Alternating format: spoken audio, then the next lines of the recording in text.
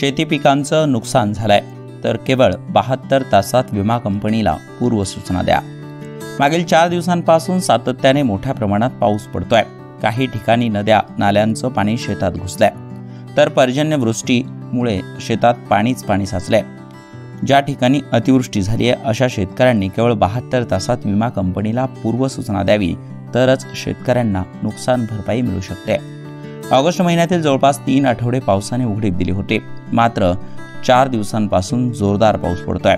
काही ठिकाणी अतिवृष्टीच्या नोंदीही झाल्यात, त्यामुळे अशा शेतकऱ्यांनी 72 तासाच्या आत पूर्वसूचना दिली तरच शेतकरी नुकसान भरपाईस पात्र ठरू शकतात। एकट्या धाराशिव जिल्ह्यातून यावर्षी 7,19,167 अर्जांद्वारे शेतकऱ्यांनी आपली खरीप विमा संरक्षित केलाय।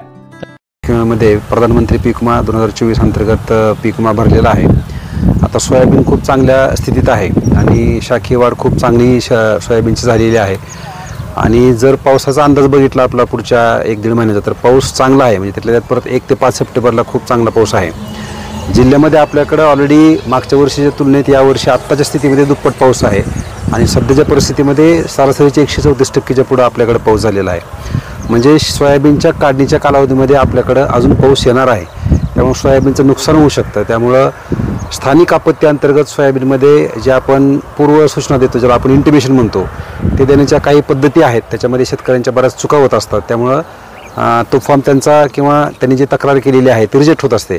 त्याच्यामध्ये सर्वात महत्त्वाचे म्हणजे बऱ्याच ठिकाणी दुष्काळ म्हणून शेतकरी इंटिमेशन करतात, याशिवाय कीड रोगाचा प्रादुर्भाव म्हणून इंटिमेशन करतात।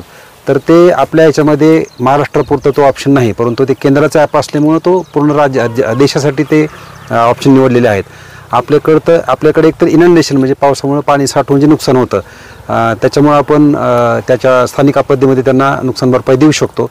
याच्यासाठी एकतर पर्याय यावर्षी नवीन आहे 14,447 हा एक नंबर नवीन पूर्ण महाराष्ट्रापुरता हा जाहीर झालेला आहे।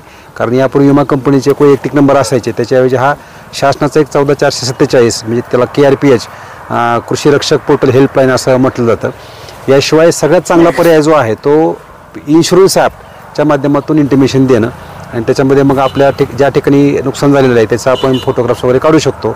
तिसरा पर्याय जो आहे तो विमा कंपनीला ईमेल करणं, आणि चौथा पर्याय हे तिन्ही शक्य नसेल तर कृषी विभागाच्या ऑफिसमध्ये आपली इंटिमेशन देणं।